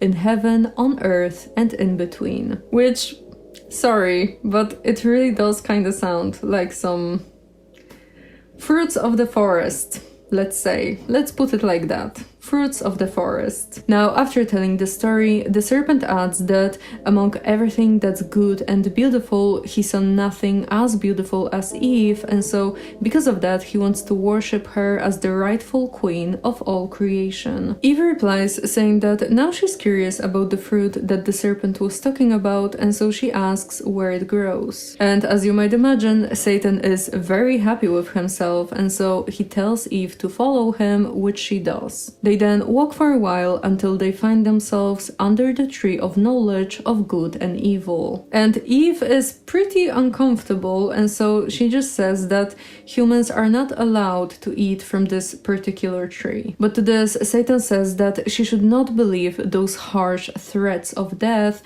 and he assures her that she will not die after eating from the tree. Then he says that the fruit gives life through knowledge, and then he tells Eve to look at him, as obviously he ate from the tree, and not only is he still alive, but he's even stronger now. And he then convinces her that God would actually praise her courage for risking death to gain a better life. And then Satan is also like, well, if God would hurt you for gaining knowledge, then he would not be just. And if he's not just, then he's not God. And if he's not God, then why obey him and fear him? Then Satan adds that everything points to the fact that Eve should reach for the fruit and eat it, because just as the fruit managed to turn a beast into a human, it can now turn a human into a god. And so then he finishes his speech, but the words still echo in Eve's mind while she's staring at the tempting fruit, and she grows increasingly hungry, which is even worsened by the fruit's sweet smell. She then thinks to herself for a while, and she comes to the conclusion that the fruit has to be something special, as it gave the serpent the ability to speak and reason, and then she also questions the value of her freedom. And so after some wondering, she reaches for the fruit and eats it. Now it's described that as she eats the fruit, Earth feels wounded by this act, and nature sighs as if all is lost. Satan then slips away, while Eve is only able to concentrate on the taste of the fruit, craving all the knowledge that it promises. After she comes down, she begins to think about what should she say to Adam, and she figures that maybe she should just keep the gift of knowledge to herself to make up for what's missing in women, so that Adam can love her even more. But then she thinks that if God really does punish her and she dies as a result, then Adam will live here happily without her, married to another Eve. And so that makes her decide to share the fruit with Adam so that they can share the consequences. Following that, we come back to Adam, and we see that as he's been waiting for Eve to come back, he has made her a garland of flowers to crown her hair as a reward for her work. And it just breaks my heart. this whole story actually breaks my heart. And Adam senses that something has to be wrong, as Eve still hasn't come back and it's getting pretty late now. And so he begins to search for her, and as he passes by the tree of knowledge, he notices Eve standing next to it. And she holds a branch with the finest fruit, which has a soft glow and spreads a tempting scent. Eve then quickly runs up to Adam, saying that she couldn't stand being separate from him for this long, and adding that she will never try this again, as the pain of being separate from him was just too much. But then she adds that she was not able to come back earlier, as it turns out that the tree of danger is in fact a tree of divine power that opens eyes and makes gods out of people. And then she tells Adam about the serpent who gained the ability to speak after eating from the tree, and she admits that she also ate from the tree, and in a result her eyes opened, her mind expanded, and now she's feeling herself rising to godhood. And so then she tries to convince him to eat the fruit as well, so that they can be equal and not grow distant from each other. And now after Adam hears all of this, he stands here shocked, frozen and pale, with complete horror running through his body. And as he's not able to say anything, the garland made for Eve falls from his hands and the roses scatter to the ground. Which is just heartbreaking. This garland got to my feelings, really. Like, when I was reading it, I almost cried at this fragment. And so I want to pause for a moment here, because maybe I can make you cry as well with my explanation or something. I don't know. Because I think this garland really gets to my feelings, because like Adam made here after Eve ate the fruit, you know? And so like this was kind of like this last spark of pure love between them. And I can imagine it. Because I have this like a visual mind thingy, I guess, or something, I don't know. But when I read this fragment, I literally see that like before everything was in light, you know, and so the acts of love between Adam and Eve were kind of like those sparks of light in the light. And so it was more like adding more light into light, in a sense. Do you know what I mean? Do you get the picture? But then after Eve ate the fruit, it's almost like everything went dark because everything was lost. And so this garland is like the last faint spark of light surrounded by the darkness. It's just heartbreaking. Like, it's so heartbreaking. It's like, okay, I don't know, maybe I'm talking too much about this, but it really got into my feelings. Okay. You have a picture now, so let's go back. And now, after some time, Adam finally speaks, and he doesn't actually blame Eve for eating the fruit. He says that some evil trick of the enemy must have fooled her, and now he's ruined with her, as he has decided to die as well. Because he's not able to live without her, and losing her would be like losing himself. And so then Eve gives him the branch with the fruit, and he eats the fruit, not because he was tempted, but because he was overwhelmed by Eve's charm. Earth then trembles in pain, and nature sighs again, just as it did at the first disobedience towards God. And Eve also takes another bite, but only to comfort Adam about eating the fruit. After a moment, they both become intoxicated as if with wine, and they are now filled with carnal desire. And so Adam now looks at Eve with lustful eyes, and she returns the gaze with the same intensity. And so he praises her for finding such pleasure, and he regrets avoiding the fruit for so long. And he adds that Eve has never looked as beautiful in his eyes as she does now, and then they make their way into a shady bank where they are intimate with each other. And after they become exhausted from pleasure, they fall asleep, and as they come down from the fruit, they sink into a heavier sleep full of nightmares. And then after they wake up, they realize that their eyes have been opened and their minds have darkened. And so, stripped of the purity that they previously had, they are now left ashamed and naked. They then sit in silence for a while, and when Adam finally speaks, his tone is full of humiliation. He says that it was a big mistake to listen to that cunning serpent, and he laments that now he won't be able to face God or the angels, as their heavenly light will be blinding to his fallen state. And he adds that that now he just wishes to live in the forest, wild and alone, where the trees will block all the light possible. After that, Adam and Eve gather some leaves and they cover themselves with them. And after they do that, they sit down and they begin to weep, but not just with tears, but with inner turmoil, consisting of high passions like anger, hate, mistrust, suspicion, and discord. And now Adam actually begins to blame Eve, saying that she should have stayed with him in the morning, to which Eve gets a little bit surprised and she asks why is he saying such harsh words and blaming her for the mistake she made. And she adds that if she were to never leave his side, then she might as well have stayed a lifeless rib. And besides, Adam is her leader, and so he should have clearly ordered her to stay, so in reality, this is actually his fault. Adam then calls her ungrateful because he loved her so much that he chose death just to be with her, and now she's blaming him. And so they then spend some time just arguing with each other, and neither of them is willing to admit their fault. Following that, we learn that everything that happened was seen in heaven, as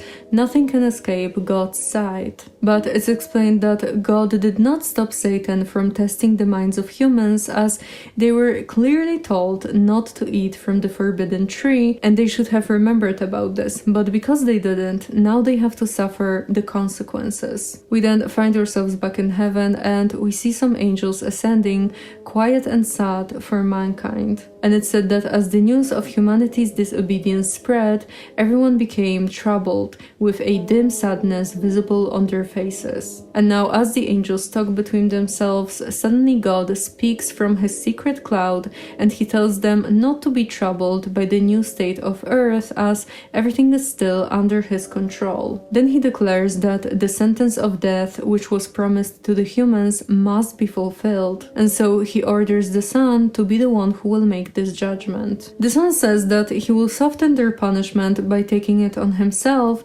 and then he adds that he will also make sure to balance justice with mercy so that it will bring peace both to them and to God. Following that, the Son descends to Eden, and while he searches through the garden, Adam and Eve hide among the thickest trees. And so the Son now calls out to Adam, saying that he used to greet him with joy, but now he's nowhere to be seen. And then he adds that he misses him, and he tells him to come out. Adam does, and Eve follows him. And they both look ashamed and troubled here, with no love visible on their faces, but only with guilt, shame, and despair. After a while, Adam finally speaks, and he says that he heard the Son's voice, but he decided to hide as he was afraid of being naked before him. And to this, the Son is like, well, you always perceived my voice as something joyful, and now you are afraid of it.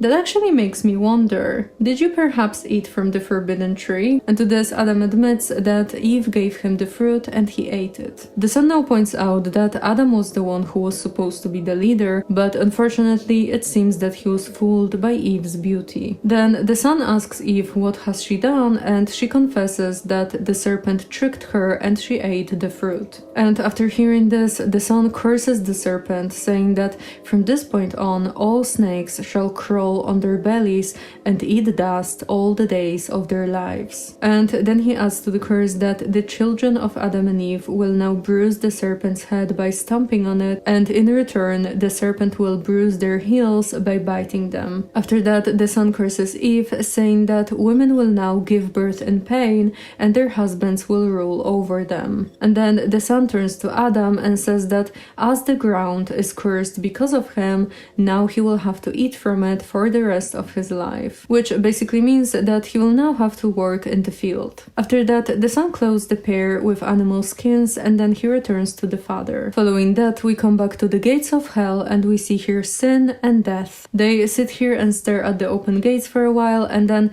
Sin begins to talk, saying that Satan has to be succeeding on his mission as he hasn't returned yet. And she adds that she feels great power rising within her, and so because of that, they should probably probably finish building the bridge between hell and earth. And Death agrees, saying that he smells the scent of endless prey from earth. They then build the bridge, and as they're doing so, they reach the brink of chaos where they meet Satan. It's said that Satan has been watching all of the events that followed after Eve ate the fruit, and he of course is very happy with himself, even though he knows that he will be punished for it. Then Sin and Death praise Satan for everything he's done, and in response he orders them to go to paradise and rule over earth, making humans into slaves and later killing them. And so after that they go away and Satan comes back to hell. He makes his way to Pandemonium, passing among the fallen angels unnoticed as he disguises himself as just a humble angel. He then reaches his throne, he sits on it, still invisible,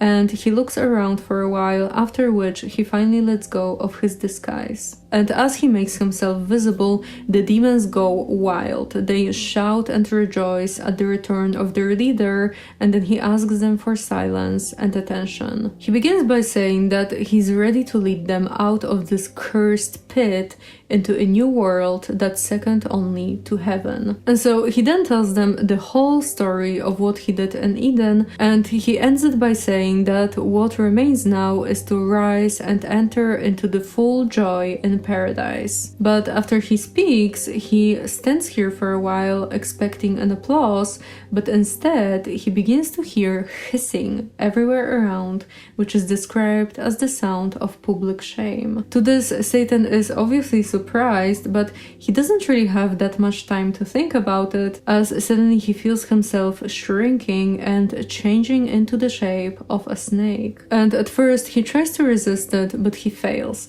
and then when he tries to speak, only hissing comes out of his mouth. He then looks around and he realizes that everyone in Pandemonium has been turned into snakes. Satan is then transformed into a great dragon, and he flies away into an open field with the snakes following him. And here he meets some other fallen angels who wait for the victory of their leader. But instead, as soon as they see the reptiles coming out of Pandemonium, they too begin to turn into snakes, their victory becoming their shame. And on top of that, a nearby grove suddenly grows with trees heavy with fruit similar to the one from paradise. Now all of the snakes, being hungry and thirsty, rush to the tree, but they soon realize that as soon as they bite into the fruit, it turns into bitter ash in their mouth. But the snakes don't get discouraged as they bite again and again, only to be met with the same result. And while all of this is happening, we come back to Eden, where we see Sin and Death arriving. Now Sin asks Death what does he think about their new kingdom, and Death replies that it doesn't really matter to him where he is, as long as he's able to devour souls, for which he has an endless hunger. And to this, Sin answers that he should start with devouring plants, fruits, and animals, and after she infects humans, he will have the sweetest prey in them. And after that, they both go their separate ways, spreading death and corruption everywhere. And now we also learn about two more changes that followed. The first one is that God moved the sun so that now we have winter and summer instead of the eternal spring. And the second one is that Discord, who is the daughter of Sin, has also come to Earth, and she made the animals fight with each other. Following that, we come back to the garden, and Adam is crying here in despair as he sees all of the changes happening on Earth. And so he's lamenting here, especially because of the fact that previously he loved to hear the words "be fruitful and multiply," but now they sound like death because of the curse that his children will have to bear. And it also pains him that his offspring will blame him instead of being thankful. Then Adam says that God's judgment is impossible to understand, and he wishes to be turned back into dust. And as he dreams about being dead, Eve notices him and she comes closer to comfort him, but he turns her down with anger. And he then says to her, "Get away from me, you serpent." And then he accuses her of destroying his happiness and also deceiving him with her heavenly appearance. And he then also calls her a twisted rib, and he asks why did God create such a flawed thing on earth, and he concludes that every human should be a man, as women cause endless problems. To this, Eve becomes visibly distressed and she falls at his feet and begs him not to leave her, as even though she was deceived, she still loves him very much. She then adds that he's her only strength and support, and she simply won't be able to survive without him, and so she begs for peace. And Eve also says that she is actually the more miserable one, as Adam only sinned against God, but she sinned against God and Adam, and so because of that she will beg heaven to remove all the blame from Adam and instead punish her alone. And now as Adam sees her like this, his heart softens and he lets go of his anger and he gently lifts her with kind words. He tells her that she's too eager to take all the punishment on herself, as she first has to bear her own burden. Because how would she be able to handle God's full anger if she struggles so much with just Adam's displeasure? Then he adds that if prayers could change God's decision, then Adam would go before her and plead louder so that all the punishment might fall on him. And then he adds that they should stop blaming each other and instead think about helping each other to ease their suffering. And to this, Eve says that despite everything, she just hopes to regain his love, as this is the only joy to her heart. She then says that it seems cruel to bring children into this world only for them to be devoured by death, and so she proposes that maybe they should just remain childless. But if Adam thinks that it's too hard to live together and not give in into marriage's natural desires, then maybe they should just end their lives. Because why should they live longer trembling in fear if they can just die now? To which Adam says that her contempt for life and pleasure shows something noble in her, but seeking self-destruction denies that nobility because it just shows regret for life and pleasure, which she loved too much. And then he says that they can't just avoid God's punishment like that, as it would probably not free them from the pain anyway. And so they really need to find a better way, because if they die now or they remain childless, then Satan would not get the revenge he deserves. And then Adam tells Eve to remember how gentle God was with his judgment, and in general he tries to comfort her here, saying that even though she will feel pain during childbirth, at the same time the pain will be then replaced by joy of holding their child. And even though Adam was told that he will have to work the ground for food, at the same time idleness would be much worse. And besides, God has already given them clothes, and so maybe they should pray to him so that he may teach them how to survive the harsh seasons and also how to make fire. And so then Adam concludes that there's no better alternative than to just show their sorrow and humility to God. And so after that, they fall before God, they confess their sins humbly, and then they beg for forgiveness. It's then described that the prayers rise to heaven and the Son asks the Father to listen to them. He does, and then he says that Adam and Eve can no longer stay in paradise,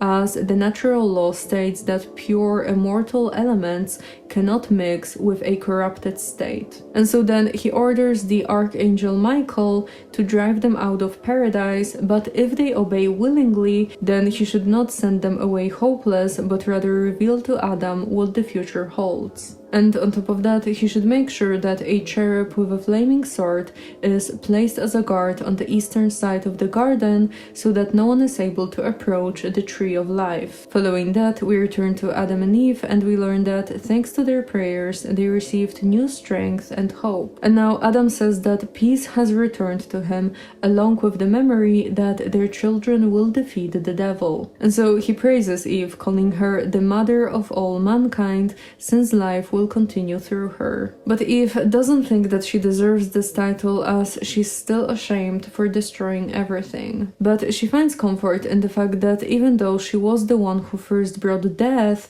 at the same time she's now blessed to be the source of life. And then as they're both getting ready to work in the garden, suddenly Michael flies down from heaven. And before he comes closer, Adam tells Eve to hide, and she does so. Then Adam bows down and Michael begins to speak speak, saying that they can no longer stay in paradise, even though by good deeds they may eventually cover their wrongs. And as Adam hears this, he's completely frozen, and Eve breaks down into a loud weeping, which reveals her location. She laments that no one will take care of the flowers in the garden, and in general, she is very sad about leaving paradise. But Michael tells her not to grieve and to accept the punishment, and remember that her husband is leaving with her and she will find home wherever he is. Adam then says that he submits to this command, but what grieves him the most is leaving God's presence, as here he was able to communicate with God wherever he was, but now he won't be able to find him in this new world. But Michael replies, saying that God's presence is not limited to paradise only, he will always be with Adam, showing him signs and surrounding him with his fatherly love. After that, Michael puts Eve to sleep, and he tells Adam that he will now show him the future of humanity, and so they change their location to a high hill. Here they see Earth in the clearest view possible, as this is the highest peak in paradise, and as Adam looks around, he has a vision of every empire that will exist in the future. But then we learn that Adam actually has a filter on his eyes created by the false fruit. And so Michael removes this filter, and then he washes Adam's eyes with some herbs to sharpen his sight. Then he also drops 3 drops from the well of life into Adam's eyes, and the strength of these drops reaches his mind, causing him to sink down and fall into a trance. After a while, Michael tells Adam to open his eyes, and he does. He then sees a vision of Cain and Abel offering their sacrifices, and then he watches in fear as Cain kills Abel. Michael then explains that those two are Adam's first children, and then he adds that even though Abel is now covered in blood and dust, which is a not especially nice sight, he will be rewarded for his faith later. But Adam is still not especially happy, even after hearing about the reward from heaven. So Michael then explains that, well, this is not the only way to die. There's also death by fire, famine, flood, and the general lack of temperance in food and drink. And so, no surprise, Adam is even more terrified now, and he asks if there's no other way to die. And Michael answers that if they follow the rules of temperance, seeking only nourishment and not gluttonous delight, then they will pass away like a ripe fruit, falling gently to the ground. But even before that happens, he first has to grow old and lose all the joy of life. And then Michael also advises Adam to neither love nor hate his life, but just live well, however long it may be. Then Michael shows him another vision, this one of colorful tents, beautifully dressed women, the sound of music, love, feast, and dancing. And to this, Adam is like, well, that's a nice sight, but Michael is like, no. You should not be fooled by pleasure alone, as these people lack God. And so because of that, the women in this vision only care about lust, and the men follow them instead of doing anything productive. And to this, Adam concludes that man's sorrow always begins with a woman. But to this, Michael says that no, it actually begins with man's weakness, as a man should lead both with wisdom and with the gifts that God gave him. Then we get to the next vision, which shows war and general brutality. And we see Enoch rising and talking about justice, religion, truth, and peace, but everyone listening just mocks him and wants to attack him. However, before they manage to do so, God lifts him up to heaven. And Michael explains that what they've just seen are the days when strength alone will be admired,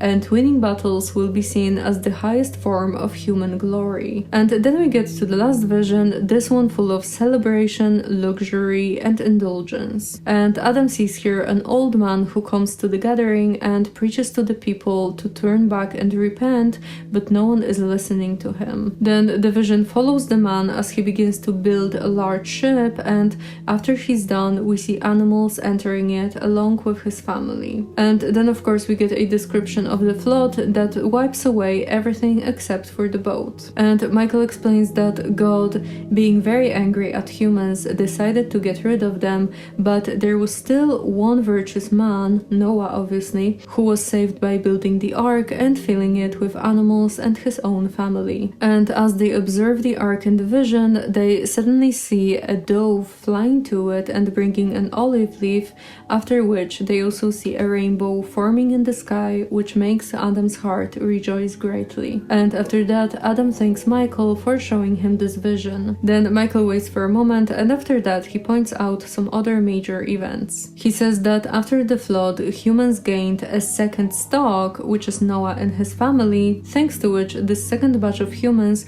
will fear God and obey his command. But of course, it's not really the end of the troubles, because then Nimrod will come and he will try to create the Tower of Babel, but of course God will confuse the languages of the people building it. After that, Michael says that God will choose one special nation, which is Israel, and then he also tells the story of both Abraham and Moses. And Adam thanks for all of this information, as it has really opened his eyes and made his heart feel lighter, but then he wonders why would God give humans so many laws? To which Michael explains that sin will surely rule among them, and not only that, but the law will only show sin, but it won't be able to take it away, as for that a greater sacrifice has to be made. And then Michael continues telling the stories. He talks about the Israelites and then about David, and he finishes by talking about Jesus, who will bring together heaven and earth. And then he also adds that Jesus will heal the humanity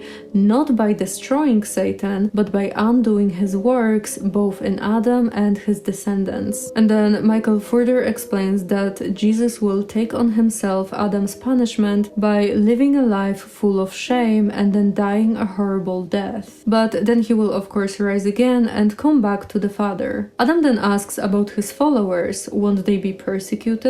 And Michael answers that yes, they will, but they will be gifted with the Holy Spirit who will bring them comfort. But of course, Michael warns that the apostles will be followed by false teachers who will only seek power and titles and who will appropriate the Holy Spirit to themselves, even though it was given to all believers. And in general, Michael also says here how earth will deteriorate into corruption until justice comes for the faithful and punishment for the wicked. After that, Adam says that he now feels a great peace of mind and he has learned that obeying God is the best thing that one can do. Michael then concludes that Adam now reached the height of his wisdom and he should not seek anything higher, as even if he possesses all the knowledge about the universe, it would still not make him wiser. Instead, he should only act according to his knowledge, as then he won't grieve leaving this paradise, as he will have a paradise in himself. They then come down from the mountain and they make their way back to Eve. And as they're walking, Michael tells Adam that he calmed Eve with gentle dreams, and then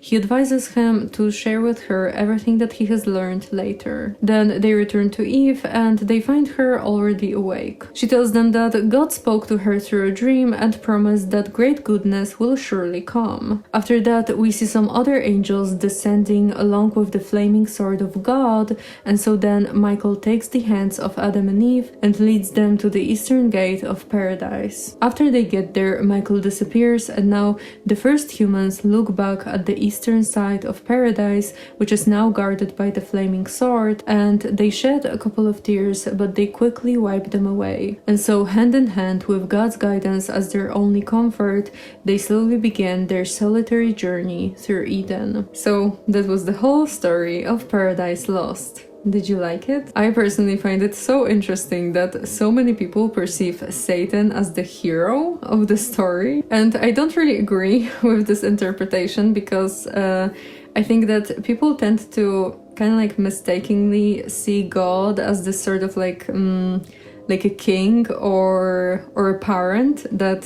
sets rules that are mutable and imperfect. But I personally think that God's rules are more like the rules of physics, you know? So like something that just is, and not really something that can be changed. So, for example, I think that Satan's rebellion is not like learning the rules of the kingdom and being like, oh, you know what? I don't like those. Let me change that. No, I think that Satan's rebellion is actually pretty illogical because it's almost like learning the rules of gravity and being like, you know what? I don't like those. Let me change that. Now you can't really do that, can you? And so yeah, I think that this is what Satan actually got wrong. And in a sense, I think that he not only wanted to be like God, but by rebelling against him, he kind of like already deluded himself that he's on the same level. Because think about this from this perspective. You are a human. I hope so. And so when you see the rules of gravity, you're not going to argue with them because you realize that you don't really have any say in them. You know, like you're a human and the rules of gravity, they are not really going to listen. They don't really care about how you see them or something like that. But now if you see the rules set by another human, then this is actually something that you can change, you know, or at least you can have some sort of like influence over that. Because another human is on the same level as you.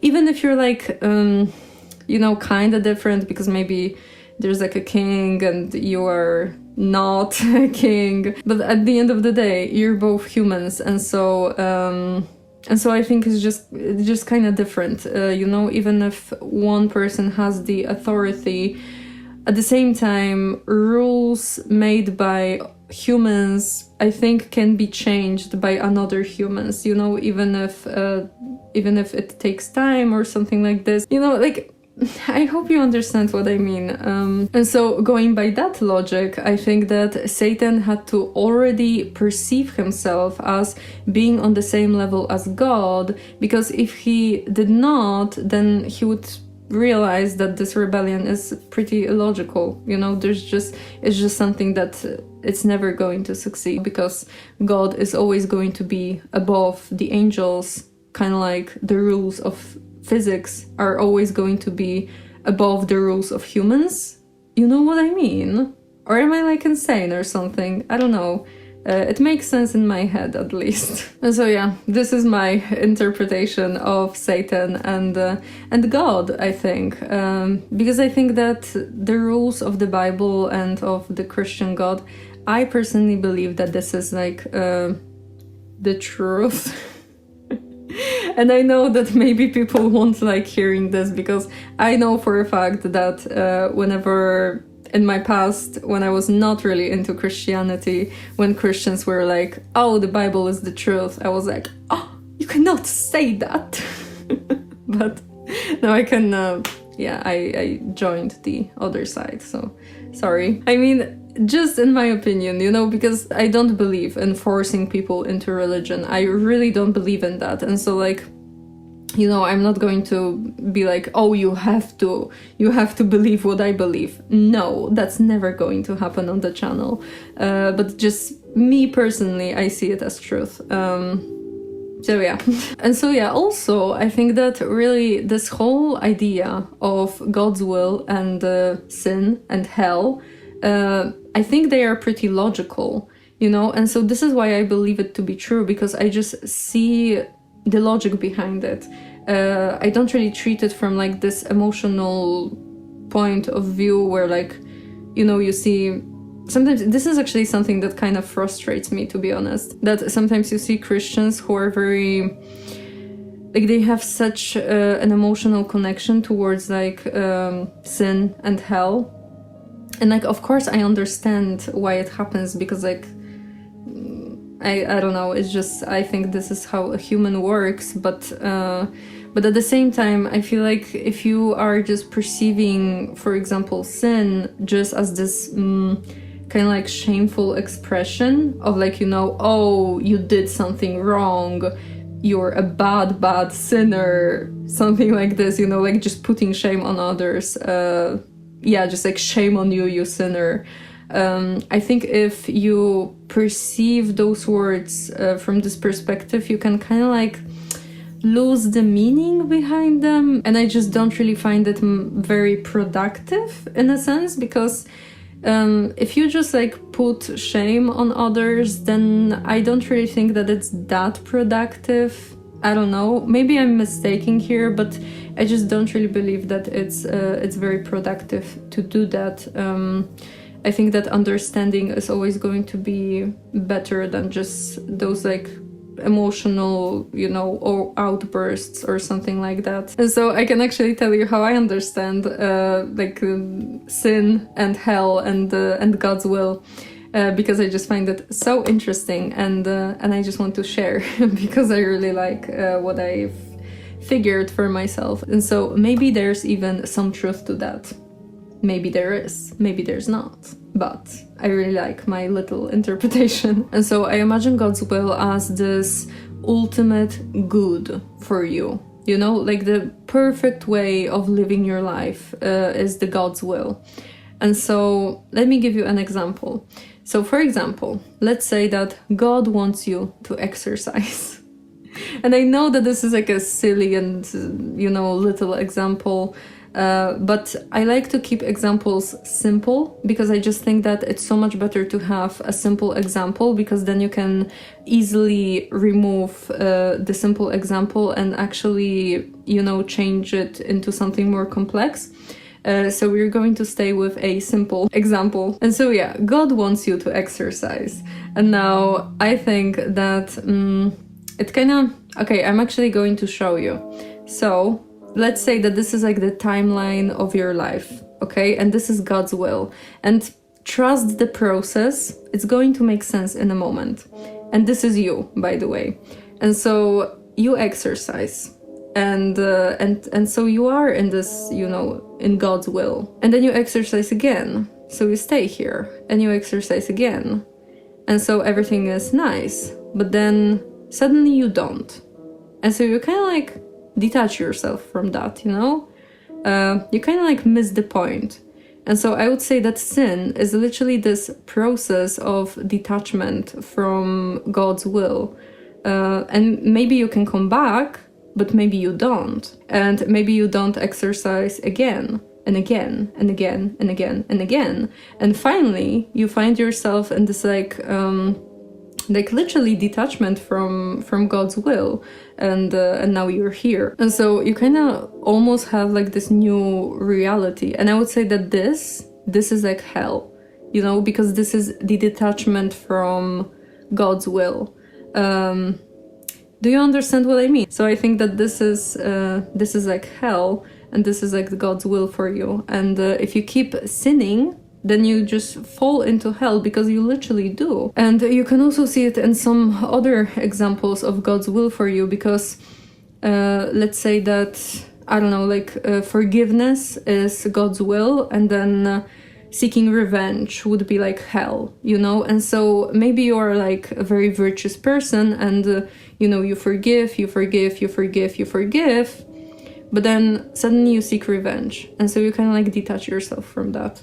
And then you seek revenge again and again and again and again. And so after some time, you're going to land in this hell where seeking revenge is like the normal for you. And I think that this is actually what's the worst, is when this state of hell becomes your normal, you know, because you just detached yourself, and you can like keep detaching and detaching. So yeah, I would say that sin takes you to hell, but not as if God is like this angry parent that wants to punish you for something. But I would say that sin takes you to hell because this is kind of how the logic works, you know, like if you keep detaching yourself from the good, then you will eventually reach the bad, you know? I don't know, it makes sense in my head. Or at least I see it like this, because is it really the truth? Who knows? I don't. I just have an opinion. And now I don't really have anything else to say, so thank you so much for watching. You can subscribe to the channel, that's going to be very nice of you. And so, bye bye.